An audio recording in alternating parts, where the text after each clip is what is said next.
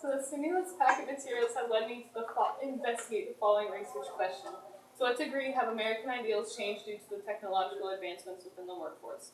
Starting off with the agricultural revolution. The agricultural revolution brought, among other things, the horse-drawn seed press, new world crops, as well as new enclosure laws. The large-scale growth of new world crops, partially due to this horse-drawn seed press shown here, allowed the health of the growing population to increase, also increasing economic mobility because of their availability to trade off their surplus of agriculture.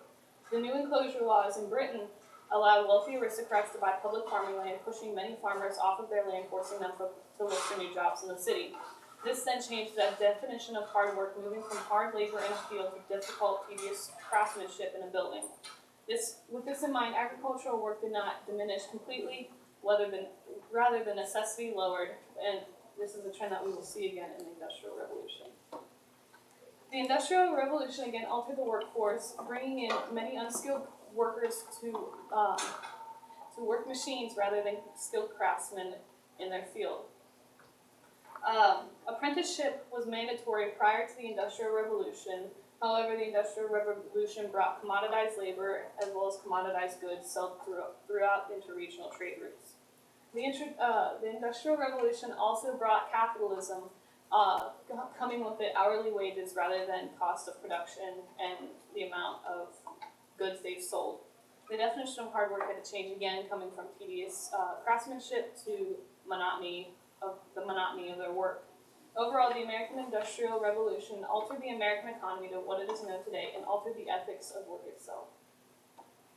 So amidst the technological revolution, one can notice an emerging trend between all three revolutions, which was expanded upon in Derek Thompson's A World Without Work, when he explains that the technology of today is harming people's livelihoods and jobs, and many are having to look towards a new career or new education in order to survive in the job market. He says, technology could exert a slow but continual downward pressure on the value and availability of work. This was a common belief in both the Industrial and Agricultural Revolution, as machines took many people's jobs.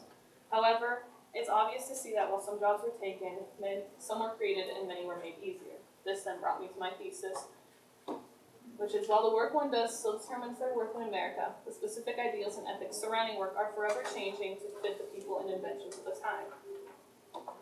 But throughout all of American history, war has dictated more than just the outcome on a battlefield. It's also dictated the heightened sense of nationalism that can be felt in the workforce.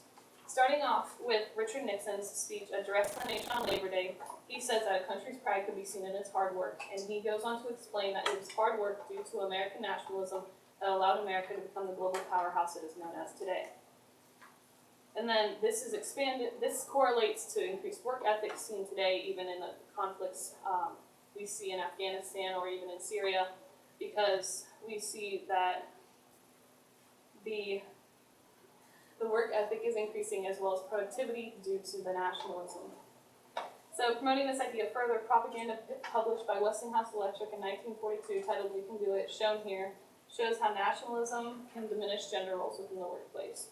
In the 1940s, women were typically housewives while men went to work. When many men were drafted for World War II, women were without an income and companies were without workers.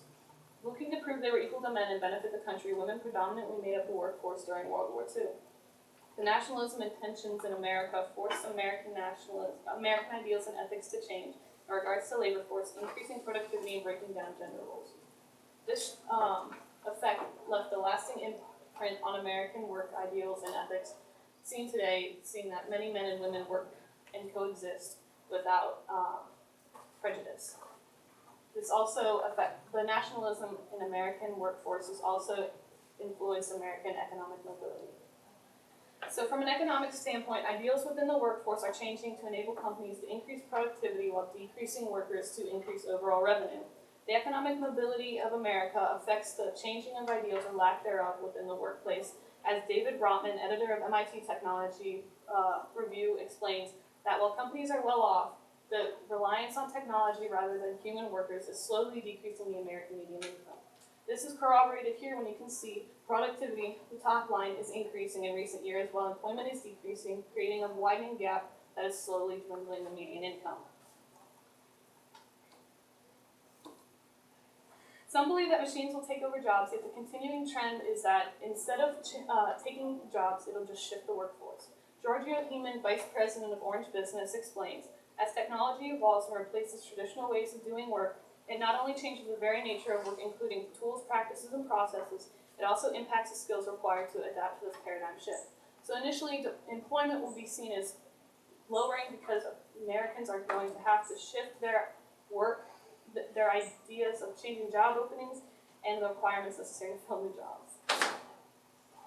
So in the earlier workforce, as I stated earlier, men worked while women stayed at home with the family. This enabled the male to prioritize work while women, because they had the reliance of knowing someone was at home taking care of the home and children. In today's workforce, it's increasingly common to see both parents working full-time jobs. And while this increases income, the expectations stated earlier remain. Parents are expected to revolve their lives around work, even though the reliance of someone at home has diminished severely. The modern American family is not one from the early 1900s, although the hours they are to work under and devotion expected have not changed. As American ideals continue to change, the building blocks of those ideals remain.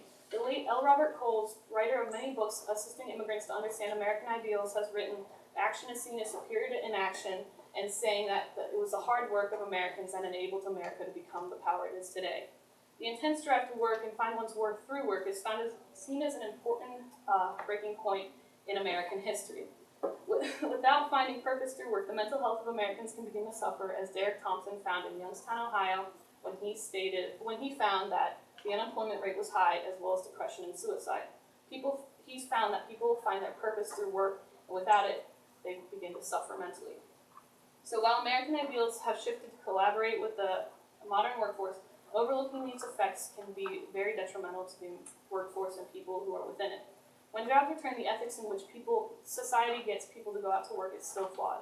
The one benefit of people being out of work during this technological revolution is that they are able to realize that work isn't the only determining factor of their purpose and worth while they are alive. So generationally, Americans will all have different ethics and priorities based on what major events shape their lives. The technological revolution changed American ideals to prioritize mental health in addition to companies striving towards increased productivity while lowering costs. Ultimately, as one notices the trends of the shifting ideals in America due to revolutions, the better one is equipped to adapt and flourish from these changes.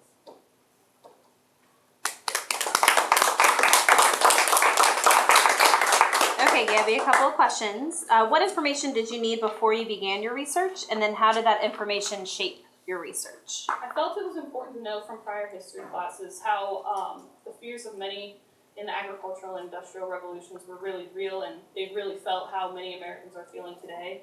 So knowing now in hindsight, it's kind of like they were freaking out for no reason, or they were really worried for their livelihood for no reason, and that in the end it really benefited Americans. It was nice to know that, it was almost nice to see that there was a trend emerging from it. So with that background information, Derek Thompson's A World Without Work, it was really clear to see that we were realizing the same fears as the industrial and agricultural revolutions. Okay, and then your second one would be, what advice would you have for other researchers who consider this topic?